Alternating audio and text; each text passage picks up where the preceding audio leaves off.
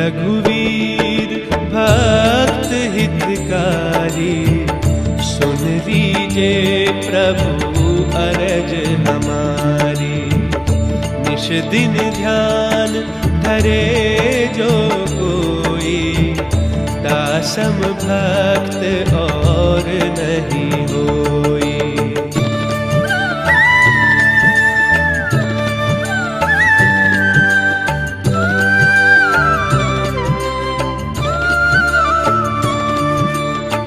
ध्यान धरे शिव जी मन माही, ब्रह्मा इंद्र पार नहीं पाही। जय जय जय रघुनाथ कृपाला, सदा करो संतन प्रतिपाला। तुम्हार वीर हनुमाना, जासु प्रभाव जाना। तव भुज दंड प्रचंड कृपाला, रावण मारि सुरन प्रतिपाला।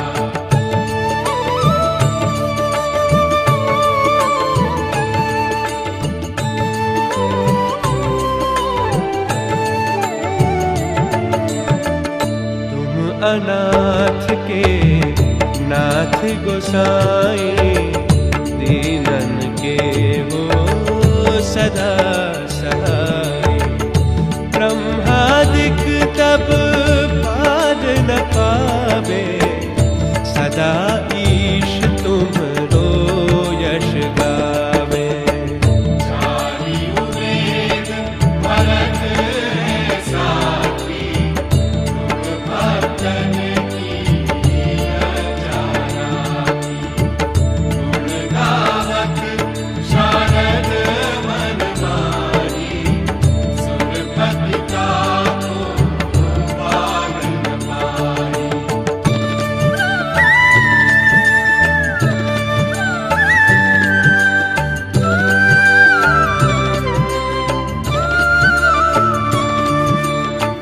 नाम तुम्हार लेत जो कोई, दासम धन्य और नहीं होई।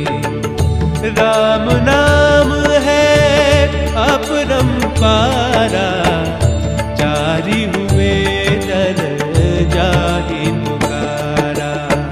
गणपति नाम तुम्हारो लीनो, इनको प्रथम पूज तुम कीनो। शेष घटक नित नाम तुम्हारा, महि को भार शीश पर भारा।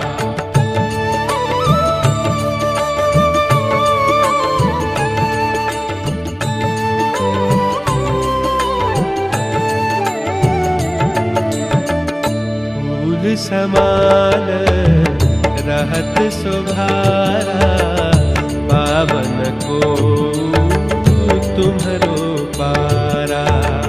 भरत नाम तुम्हरो उद्धारो, दासों कब न रण में हारो। राम शत्रुघ्न हृदय प्रकाशा, सुमिरत होत शत्रु कर नाशा। लखन तुम्हारे आज्ञाकारी, सदा करत संतन रखवारी।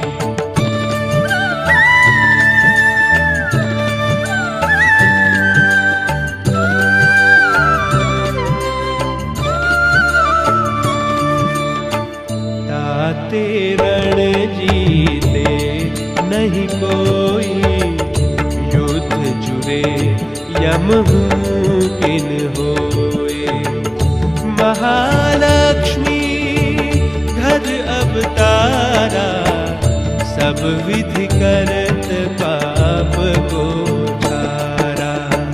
सीताराम पुनीता गायो, भुवनेश्वरी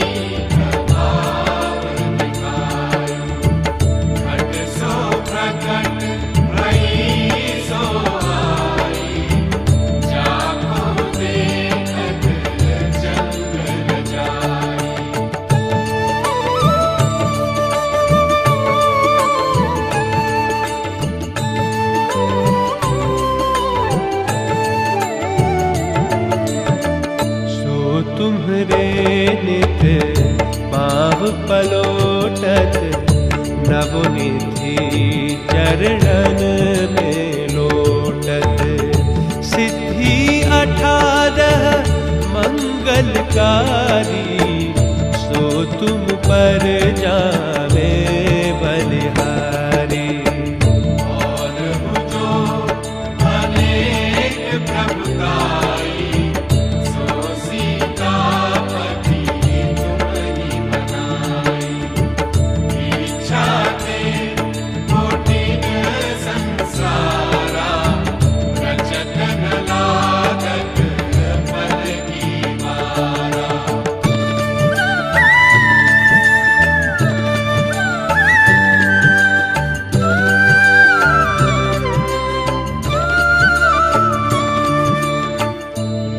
तुम्हरे चरणन चितलावे, ताकि मुक्ति अवसी हो जावे। जय जय प्रभु ज्योति स्वरूपा, निर्गुण ब्रह्मा अखंड अरूपा। सत्य सत्य जय सत्यव्रत स्वामी, सत्य सनातन अंतर्यामी। सत्य भजन तुमरो जो गावे, सो निश्चय चारों फल पावे।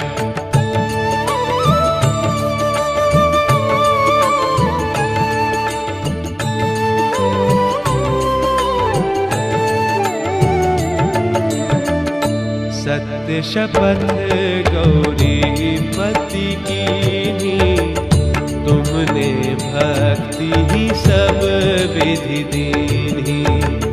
सुनहु राम तुम तात हमारे, तुम ही भरत कुल पूज्य प्रचारे। तुम्हि देव कुल देव हमारे, तुम गुरुदेव प्राण के प्यारे। जो कुछ हो सो तुम ही राजा, जय जय जय प्रभु राखो लाजा।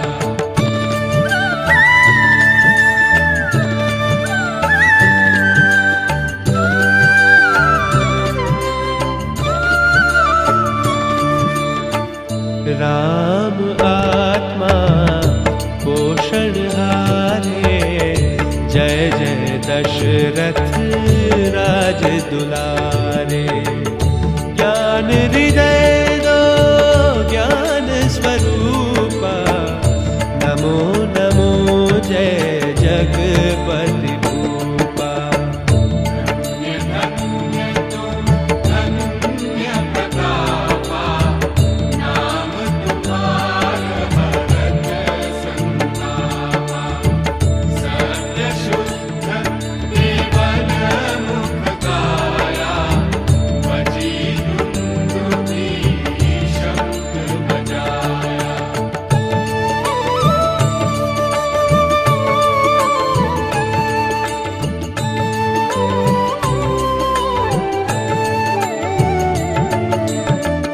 सत्य सत्य तुम सत्य सनातन, तुम ही हो हमरे तन मन धन।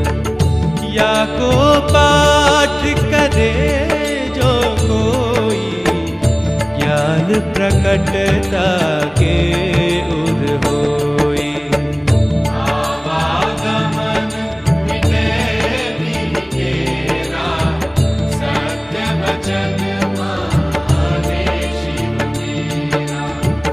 और आस मन में जो होई, मन वांछित फल पावे सोई।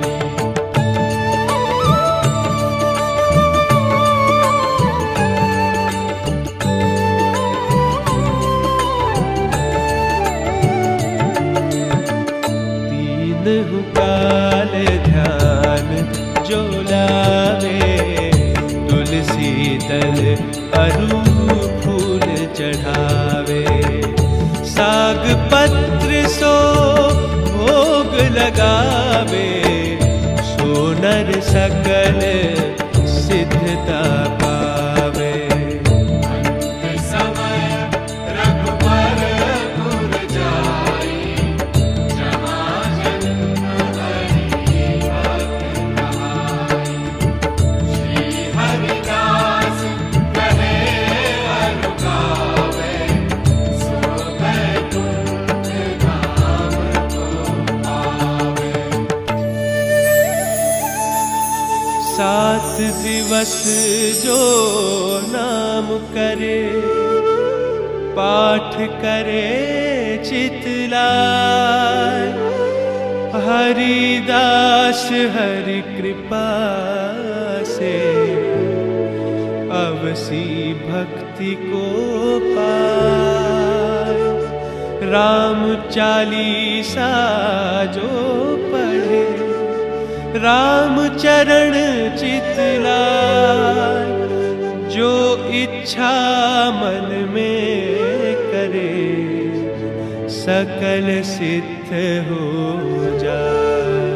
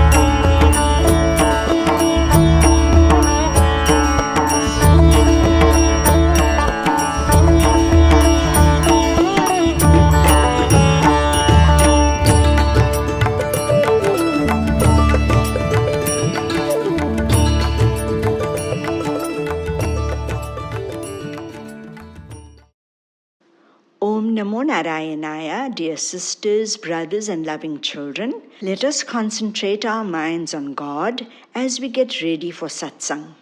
We pray to God to shower His grace upon us so that we may be strong and have peace of mind. Let us commence with the pranam mantras.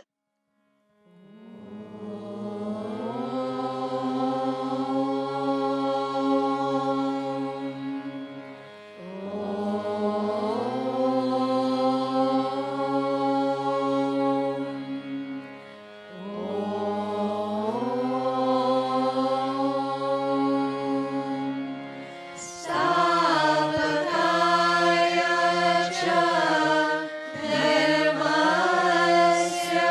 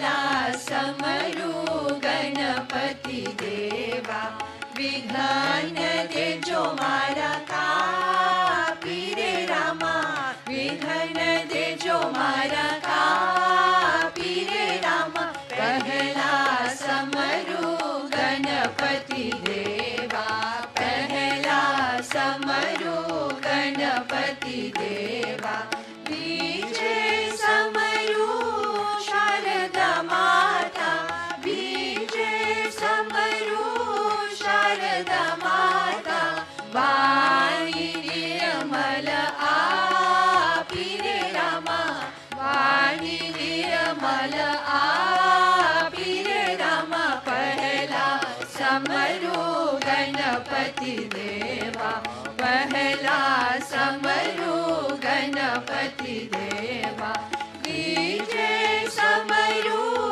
गुरु चरण में, बीजे समरू गुरु चरण में, पावन की दापा रे रामा, पावन की दापा रे रामा। पहला समरू गणपति देवा, पहला समरू गणपति देवा, छोटे समरू माता पिता है, छोटे समरू माता पिता है, सद्बुद्धि बहु आपी रे रामा, सद्बुद्धि बहु आपी रे रामा। पहला समरू गणपति देवा, पहला समरू गणपति देवा,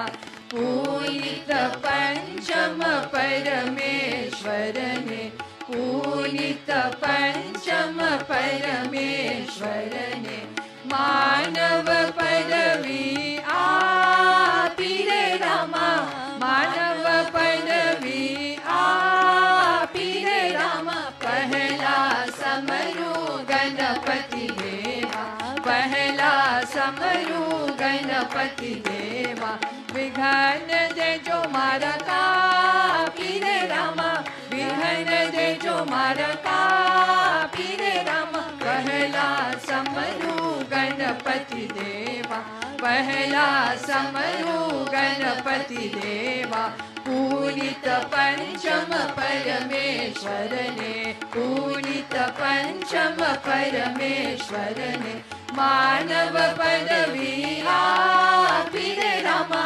मानव पदवी आपी रे रामा। पहला समरू गणपति देवा, पहला समरू गणपति देवा, पहला समरू गणपति देवा, पहला समरू गणपति देवा।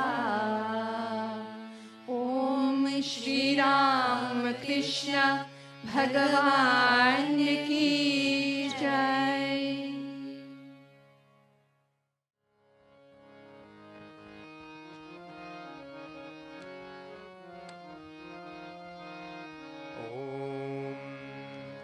अंजनी के पुत्र महाबली है हनुमंत बाबा, अंजनी के पुत्र महाबली है हनुमंत बाबा, अंजनी के पुत्र महाबली है हनुमंत बाबा, अंजनी के पुत्र महाबली है हनुमंत बाबा, हनुमंत बाबा, हनुमंत बाबा, हनुमंत बाबा, हनुमंत बाबा, हनुमंत बाबा, हनुमंत बाबा, हनुमंत बाबा, हनुमंत बाबा, अंजनी के पुत्र महाबली है हनुमंत बाबा, अंजनी के पुत्र महाबली है हनुमंत बाबा, रामचंद्र का तुम ही हो दुलारा, रामचंद्र का तुम ही हो दुलारा, तीन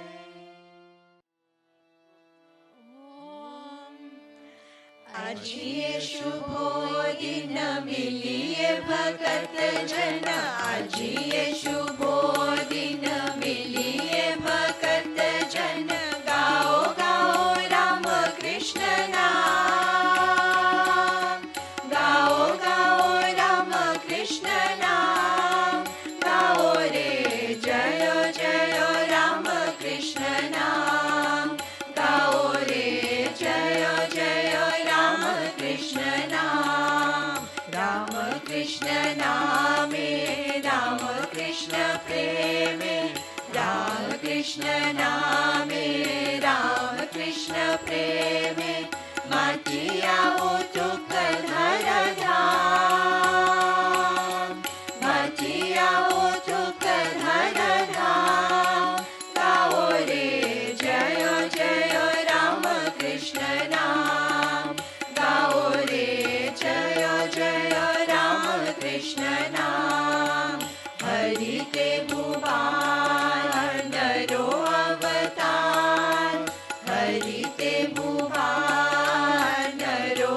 अवतार, प्रभु राम कृष्ण गुणधाम, प्रभु राम कृष्ण गुणधाम, गाओ रे जय जय राम कृष्ण नाम, गाओ रे जय जय राम कृष्ण नाम, जय राम श्री कृष्ण विश्व गुरु राम कृष्ण, जय राम श्री कृष्ण विश्व गुरु राम कृष्ण, एकधार शमो शिव श्याम, एकधार शमो शिव श्याम, गाओ रे जय जय राम कृष्ण नाम, गाओ रे जय जय राम कृष्ण नाम, आजिए शुभो दिन मिलिए भगत जन, आजिए शुभो दिन मिलिए भगत जन, गाओ गाओ राम कृष्ण नाम, गाओ गाओ राम कृष्ण नाम, गाओ रे जय जय राम कृष्ण नाम, गाओ रे जय जय राम कृष्ण नाम, जय राम श्री कृष्ण विश्व गुरु राम कृष्ण, जय राम श्री कृष्ण विश्व गुरु राम कृष्ण, एकधार शमो शिव श्याम, एकधार शमो शिव श्याम, गाओ रे जय जय राम कृष्ण नाम, गाओ रे जय जय राम कृष्ण नाम, गाओ रे जय जय राम कृष्ण नाम, गाओ रे जय जय राम कृष्ण नाम, गाओ रे जय जय राम कृष्ण नाम। ओम श्री राम कृष्ण भगवान की जय।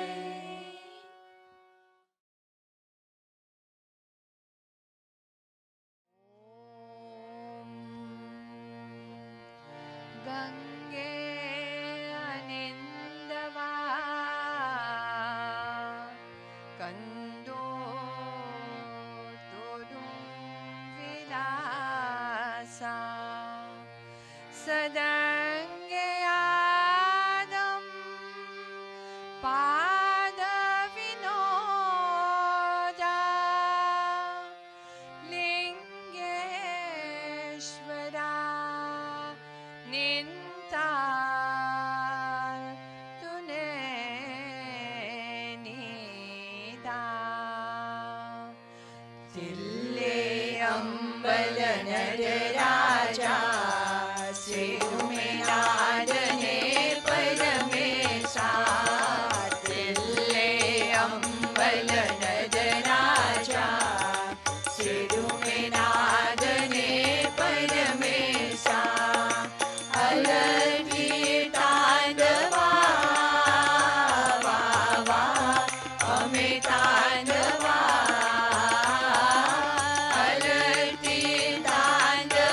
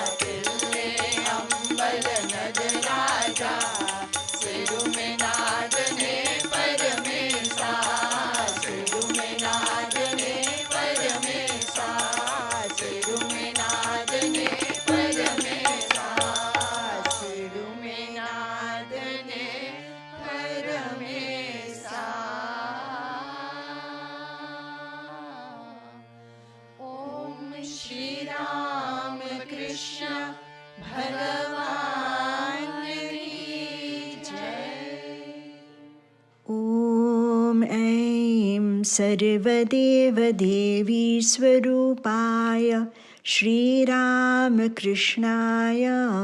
नमः. Om Namo Narayanaya, dear sisters, brothers and loving children. Taking refuge in the Master, let us continue to listen to the divine message of Sri Krishna, told not only to Arjuna, but to all of humanity. The Lord's message is immortal and strength-giving. We shall try to explain from whatever we have heard from our Gurujis and Sadhus or have read in holy books. May Sri Krishna guide us so that we have the correct understanding of this scripture.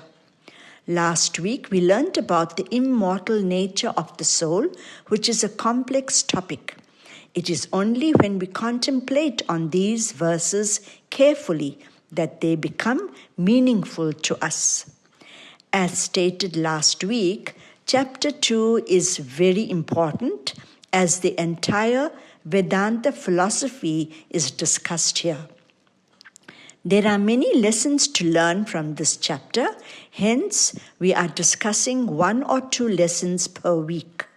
The Lord now very lovingly encourages us to follow the path of dharma or righteousness when he says in verse 40, "In this practice, no effort is wasted, nor is there any adverse effect. The practice of even a little of this dharma protects one from the great fear of births and deaths." In all situations, we must be truthful and follow the path of righteousness. God is the eternal witness who knows everything. So, we should not lie or cheat, but be positive and always do what is right. Never feel that you are doing good, but no one appreciates it or acknowledges it. Listen to this very touching and unbelievable story which happened a few days ago in India. The members of Rotary Heritage Mysuru were busy with their food distribution preparations. They reported this story. A seemingly poor, over 70-year-old senior citizen, Kamalama, walked into the premise. Our natural expectation was that she might ask us for some food. Even as we extended the food packets to her, she refused. A little hesitatingly, she mustered up some courage and took out something hidden behind the clothes and said, "I have been watching you people supplying food to my area for over 30 days now. So I just felt that I should give you 500 rupees from the 600 monthly pension that I receive. The 600 rupees that I receive. It is a small amount, but please accept it." We were shocked. We were embarrassed that we offered her food. We were taken aback by her gesture of parting 500 rupees out of 600 pension that she receives, and that too in such difficult times. In spite of our several requests to keep the money, she insisted that we accept it, which we did out of sheer respect for her. At that moment, we felt that she is no less than the Tatas, Ambanis, Azim Premji, Narayan Murthy, etc., as she was parting with 90% of her earnings. We could witness the magnanimity of a mother's heart, however poor she might be. Yes, we were truly humbled. We learn that no matter how little we do, in the eyes of God, it is the best. The Lord's next lesson to all of us is, to work alone you have the right, not to the fruits thereof. All the humanitarian activities of the Ramakrishna Sharda orders are done in this spirit of selflessness, especially since Swami Vivekananda said, service to man is worship of God. The work is done as an offering to God without seeking rewards. All those who assist with these selfless activities, monks, nuns, and householders, experience great joy within. People easily get upset if things don't work out the way they want it to be. If we practice this teaching of selfless service, offering the fruits of all our activities to God, then we will not be sad or miserable. In every situation, we should offer our best and leave the rest to God. This attitude brings great peace. Otherwise, we will get agitated or angry, and in anger, we might utter unpleasant words, which we regret later. Students must do their best and study hard to pass. After doing your best, remember that you do not have any control over the results. So, do not get upset or angry if you do not receive the mark that you wanted. However, it is important to ensure that you pass. When we love what we are doing, then we do not worry about the results. Any work done with love and devotion is fulfilling. In work situations, at home, or among friends, do not be disturbed by the negative comments of others. If anyone advises us correctly or positively, take the advice and go forward. Sri Ramakrishna says, as long as we live, we learn. It is to our advantage to have an open mind to helpful suggestions so that we can improve.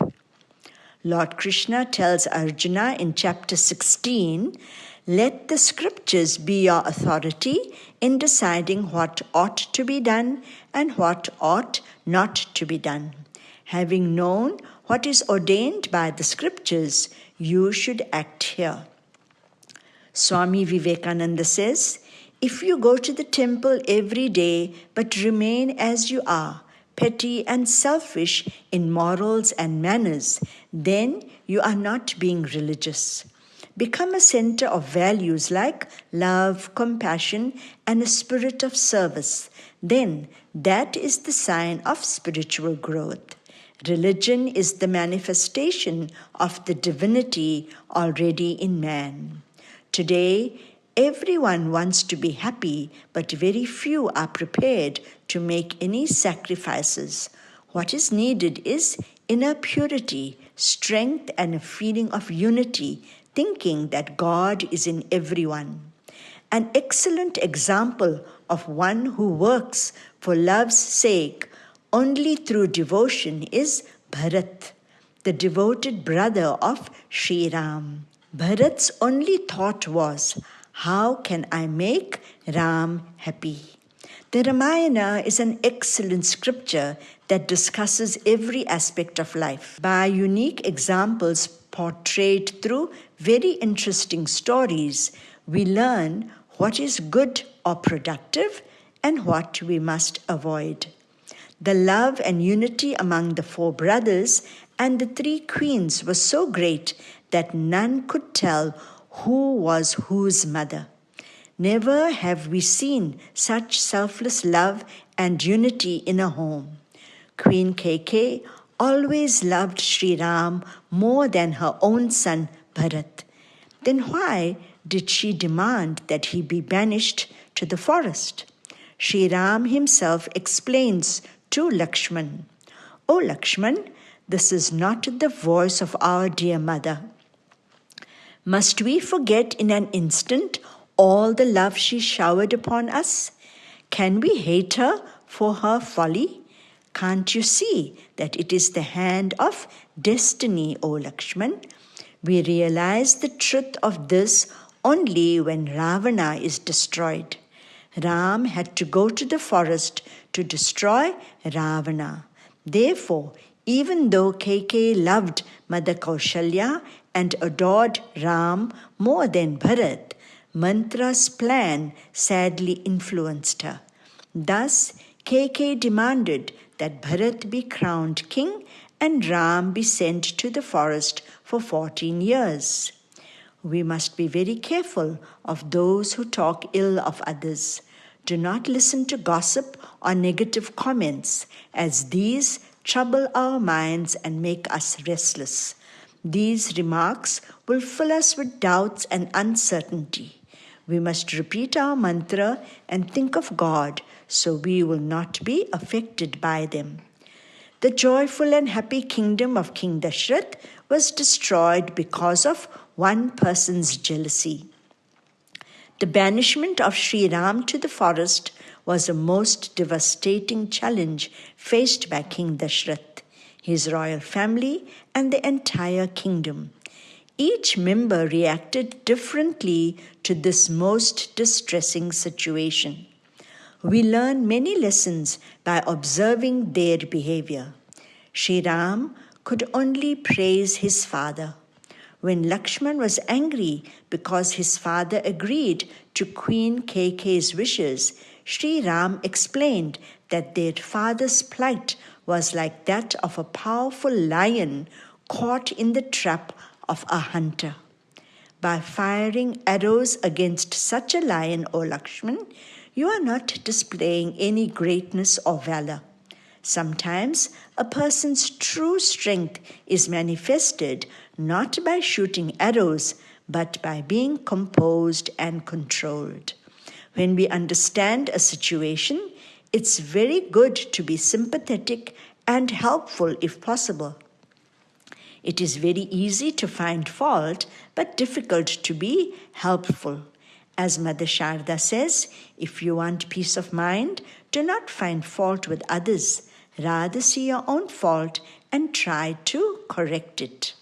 Lakshman insisted on going to the forest with Sri Ram, as he could not live without his beloved brother.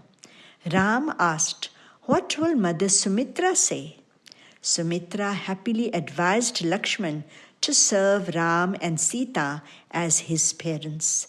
She said that he must eat only after they have eaten, and when they go to sleep, he must guard the huts and ensure that they are safe. These stories are immortal because they portray eternal values. The world today is full of I, me, and mine. Very few sacrifice their lives for the good of the many. Thus, they teach us to work without seeking the results of our activities. When Ram, Sita, and Lakshman went to take leave of King Dashrath, he was totally grief-stricken and shattered. He could not bear to see his sons and daughter-in-law wearing the garbs of ascetics. He wept bitterly and begged Ram not to go to the forest. Ram very calmly replied that it would be his blessing to abide by Queen Kaikeyi's demand and uphold his father's promise. He will have the blessed opportunity to visit various ashramas, meet saints, and listen to the glories of God. The king pleaded with Sita, "Go away to your father's kingdom, my child, and live there for 14 years. Sita replied, "When I left Mithila, my mother said that I must forget Mithila. Now Ayodhya is my home. My parents, relatives, and friends are all here in Ayodhya, so it is not possible for me to return to Mithila." Then the king added, "My child, don't go to the forest. Stay here in the comfort of the palace." But Sita replied, "O father, with Ram goes my mind, my heart, and soul. How would it help to keep only my body here? It will serve no purpose." While Sri Ram happily gave the throne to Bharat, Bharat refused to accept it, since the eldest brother alone must be heir to the throne. Anyone else would have grabbed the opportunity and reveled in luxury. But Bharat went to the forest to bring Sri Ram back to Ayodhya. All the queens and citizens happily accompanied him. Sri Ram was overjoyed to meet all of them. Bharat told Sri Ram that he will stay in the forest and Ram and Sita must please return to Ayodhya. Ram refused, saying that he must fulfill his father's promise and remain in the forest. He requested Bharat to rule the kingdom on his behalf. When King Janaka, the father of Mother Sita, heard what had happened, he too came to the forest. Everyone was very happy to see him, as he was a righteous king. Bharat pleaded with King Janak, saying, "Revered sir, you are a Gnani. Everyone respects you for your supreme knowledge and righteousness. Please advise us. What should we do? I am pleading to Ram to go back to Ayodhya with Mother Sita, but he insists on staying in the forest." King Janak calmly meditated on Lord Shiva for some time. Then he opened his eyes and cast his benign glance at the brothers. Everyone waited anxiously to hear what he would say. The great king said, "O Bharat, your love has won, since the scale has tilted heavily on your side." Bharat was overjoyed, and so was everyone, including the queens and citizens who had gathered there. They thought that now Ram will have no alternative but to return to Ayodhya and rule as king. But King Janak added, "The one who truly loves must ask the beloved, 'What do you want?' True love is totally selfless." Bharat was humbled and became emotional. He knelt at the feet of Sri Ram and asked, "What do you want, my brother? Tell me, and it shall be done." Ram asked Bharat to rule until he returned to Ayodhya, so that their father's promise would be honored. Bharat inquired, "Brother, if I ask you for one thing, will you give it to me?" Ram replied, "Even if you ask me for my life, I shall give it to you." "Tell me, what do you want, dear brother?" Bharat asked for Sri Ram's sandals. He carried them on his head and returned to Ayodhya. He placed them on the throne, indicating that Sri Ram was the king and not he. Bharat's love for Sri Ram was so great that he lived in Nandigram on the outskirts of Ayodhya.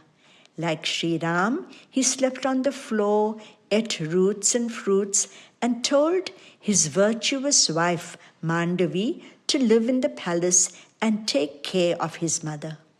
Those that are truly devoted to the Lord make many sacrifices.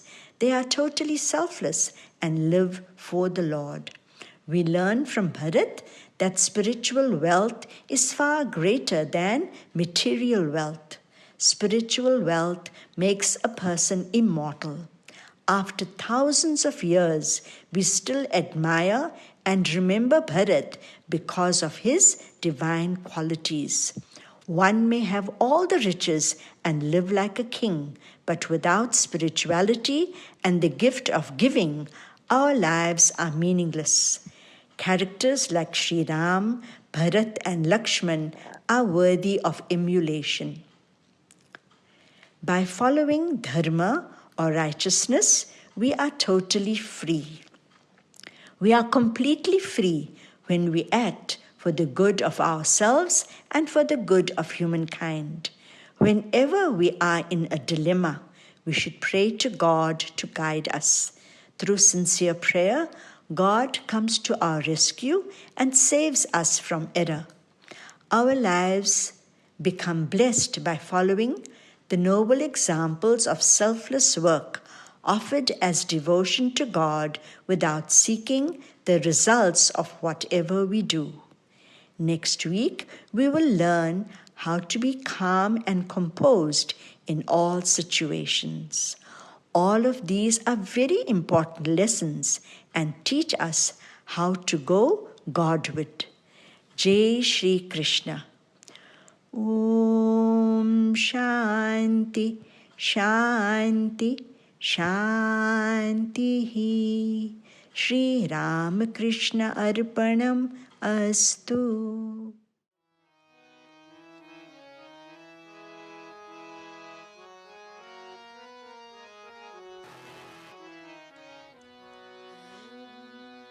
जय जय जननी जय श्री शारदमणि करुणारूपिणी जय मां जय जय जननी जय श्री शारदमणि करुणारूपिणी जय मां आद्याशक्ति परमा प्रकृति आद्याशक्ति परमा प्रकृति अशरण गति तुम्ही मां अशरण गति तुम्ही मां जय जगतारिणी भव भयहारिणी दुर्गति निवारिणी मां जय जगतारिणी भव भयहारिणी दुर्गति निवारिणी मां सिद्धि प्रदायिनी मुक्ति विदायिनी सिद्धि प्रदायिनी मुक्ति विदायिनी जीवगति दायिनी मां जीवगति दायिनी मां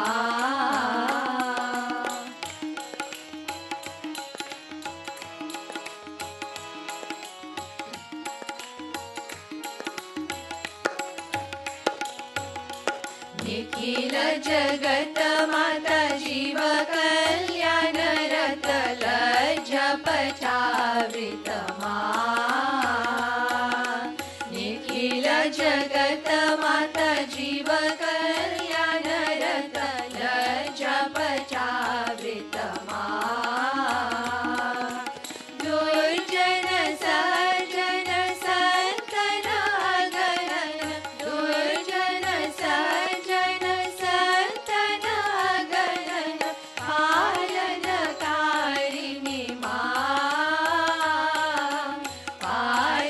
पालनकारिणी मां जय शारदेश्वरी सीता राधा माता मेरी यशोधर विष्णु प्रिय मां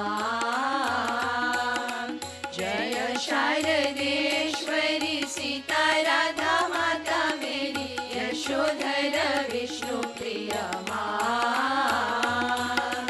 युगदेव वन्दित सुर नर सेवित युगदेव वन्दित सुर नर सेवित नमो नारायणी मां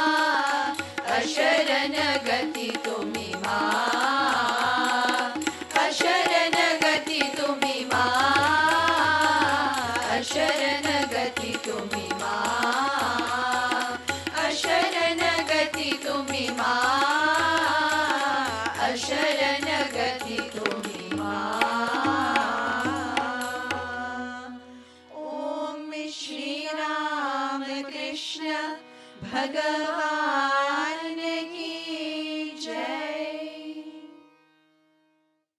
Om Namo Narayana. Let us sit calmly and try to control the restless mind. We pray to God to bless us so that we can practice His practical teachings to help us in life's journey. We shall read the meaning of 2 verses from the Bhagavad Gita.